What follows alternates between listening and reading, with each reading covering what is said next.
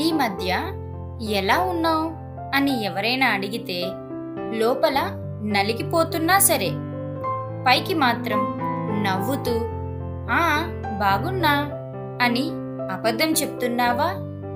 అయితే ఈ చిన్న మాట నీకోసమే. మీరు ఎప్పుడైనా గమనించారా? ఏదైనా ఒక గొప్ప కట్టడాన్ని లేదా బిల్డింగ్ని రిపేర్ చేస్తున్నప్పుడు దాని చుట్టూ పరదాలు కట్టేస్తారు. లోపల ఏం జరుగుతుందో బయట ప్రపంచానికి కనిపించదు. దుమ్ము, ధూళి, శబ్దం అన్నీ లోపలే ఉంటాయి. కానీ ఎప్పుడైతే ఆ పరదాలు తీస్తారో ఆ కట్టడం కొత్తగా, అద్భుతంగా మెరిసిపోతూ కనిపిస్తుంది. మన జీవితం కూడా అంతే. కొన్నిసార్లు మనల్ని మనం అండర్ కన్స్ట్రక్షన్లో పెట్టుకోవాలి. నలుగురికి దూరంగా, సోషల్ మీడియా హడావిడికి దూరంగా కొన్నాళ్ళు మాయమవ్వాలి.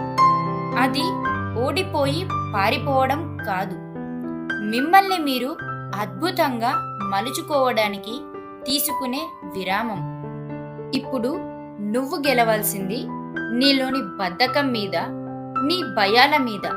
వచ్చే 6 నెలలు తలుపులే కాదు, నీ చెవులు కూడా మూసుకో.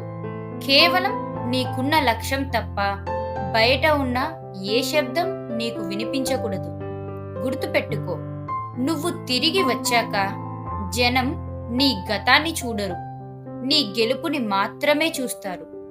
మరి మిమ్మల్ని మీరు మార్చుకోవడానికి రెడీనా?